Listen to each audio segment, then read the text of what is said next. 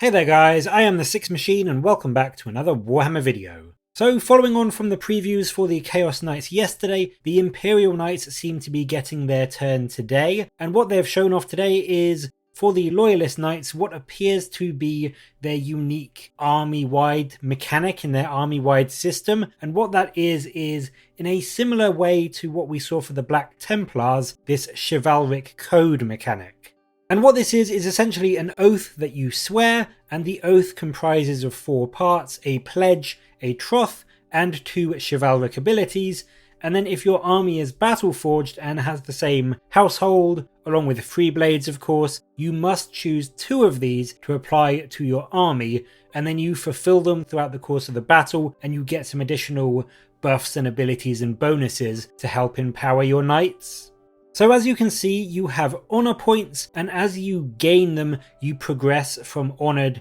into virtuous, whilst if you lose honor points, you may potentially fall back into dishonored. And now they state that you start the game with 1 point, putting you straight away in honored, and then by completing your pledges, you gain an extra point, whilst if you fail the troths, or you fulfill conditions of the troths, you lose a point. And they show off a couple of the specific oaths that you can choose from, and the first up is Refuse No Challenge.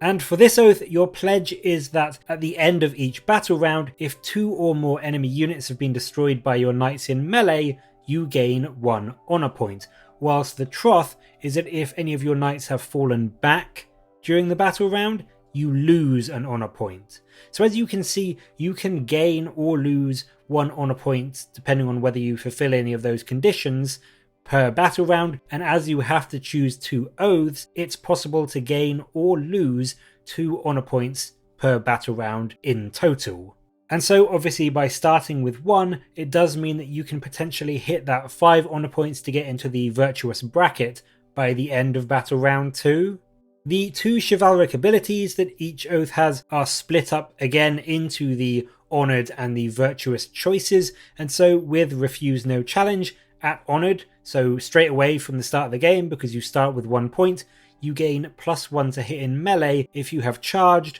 were charged, or heroically intervene. And then when you hit virtuous, you gain Mighty Display, which allows you to reroll advance and charge rolls for your knights. And I mean, both of these are incredibly powerful. I don't think, having read through the articles, it completely states whether you lose the noble display when you reach the virtuous ability, or whether they both stack. I could personally see it being sort of either option, to be honest. It just depends what GW decide to go with. Although I will say, it would be a bit of a kick to lose that +1 to hit when you hit the virtuous level,